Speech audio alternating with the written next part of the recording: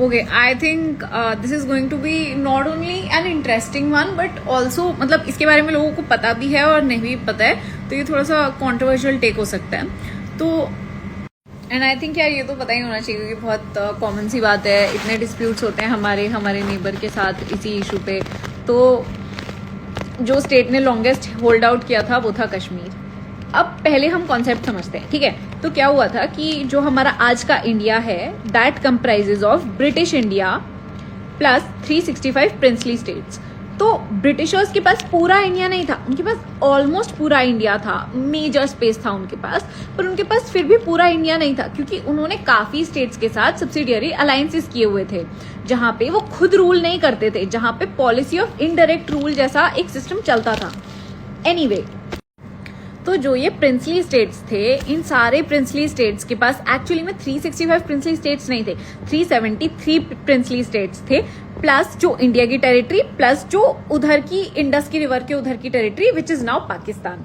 तो क्या हुआ था कि ये जो प्रिंसली स्टेट्स थी, 373 प्रिंसली स्टेट्स, इनके पास चॉइस थी, आप इंडिया ज्वाइन कर सकते हो, आप पाकिस्तान ज्वाइन कर सकते हो, या आप इंडिपेंडेंट रह सकते हो।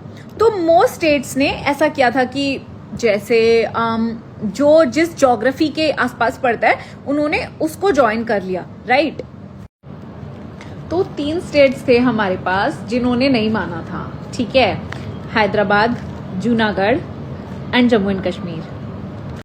तो ये तीनों स्टेट्स हमने अलग अलग मेथड से एनेक्स की थी। Hyderabad which was ruled by Nizam, अब तुमने ऐसे निज़ाम का नाम सुना होगा, निज़ाम, नवाब, वैसा, ठीक है, वही निज़ाम, वही वाला निज़ाम। तो काफ़ी बड़ी स्टेट थी वो, I think it was India's biggest princely state. And वो जो निज़ाम था, he wanted to stay independent, उसको इंडिया भी ज्वाइन नहीं करना था, उसको पाकिस्तान भी ज्वाइन नहीं करना था, ठीक है। तो बट उसके बाद law and order problem side करके इंडियन मिलिट्री ने इंटरवीन किया, I mean Indian government, and this was all the brains of Sardar Patel, really intelligent man. उन्होंने पुलिस एक्शन करवाया वहां पे, and then after 4 or 5 days the Nizam's army surrendered. Second was Junagadh. Now Junagadh का ऐसा था कि वहां पे रूलर मुस्लिम था और पॉपुलेशन हिंदू थी।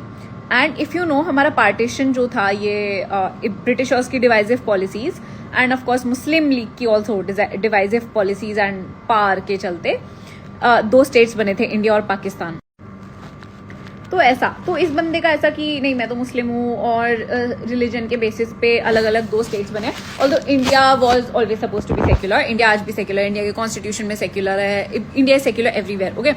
तो इंडिया का ऐसा कुछ नहीं था, बट पाकिस्तान का था। तो उसने बोला कि नहीं मुझे पाकिस्तान के साथ जाना है, पर that would have created like a major law and order problem, because भाई बीच से तुम ऐसा थोड़ी कर सकते हो कि ये पूरा इंडिया है, ये छोटा सा बीच में पाकिस्तान का हिस्सा, व्हाट आई मीन, ये क्या चल रहा है। वैसा ही होता जैसा ईस्ट पाकिस्तान और वेस्ट पाकिस्तान के केस में हुआ था, बहुत बड़ी ट्रेजेडी थी वो पाकिस्तान के लिए, बिकॉज असिमिलेशन होना बहुत मुश्किल हो जाता है फिर। तो एनीवे, फिर वहां पे क्योंकि मेजर पॉपुलेशन हिंदू थी, तो वहां पे रेफरेंडम करवाया ना। Referendum is like direct democracy, उससे डायरेक्ट डेमोक्रेसी का कोई बढ़िया एग्जाम्पल नहीं हो सकता हमारे पास रेफरेंडम का। तो वहां पे रेफरेंडम कराया and the population chose India.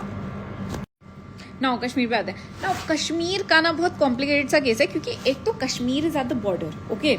तो हम उसको लॉ एंड ऑर्डर का नाम लेके भी ऐसे घुस नहीं सकते, कुछ कर नहीं सकते। तो जो वहां का राजा था, महाराजा हरी सिंह, वो भी इंडिपेंडेंट रहना चाहते थे, he did not want to join India और पाकिस्तान। बट अल्टीमेटली ये हुआ कि Indian forces did nothing. But तुम्हें पता है कि पाकिस्तान की हरकतें कैसी हैं, तो तब भी वही था ऑफ कोर्स। तो उन लोगों ने क्या किया कि वो लोग जबरदस्ती घुस गए कश्मीर में and they started attacking Kashmiris. तो उसके बाद Maharaja Hari Singh sought government of India's help, और उन्होंने बोला कि हाँ we will do that, but on the condition that you sign instrument of accession.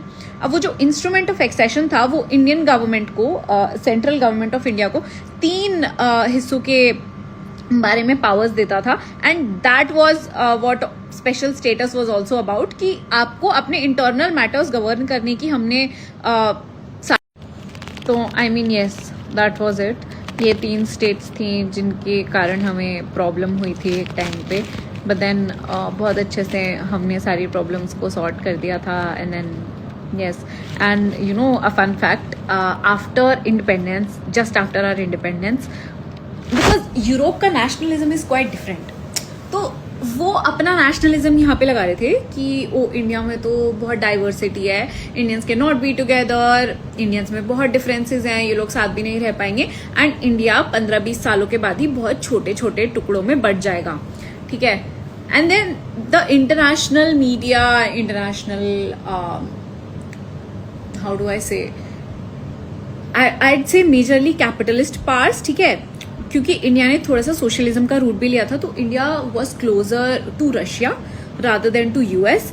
And then जब भी आप कभी देखोगे ना, बड़ी पावर और छोटी पावर के बीच में अगर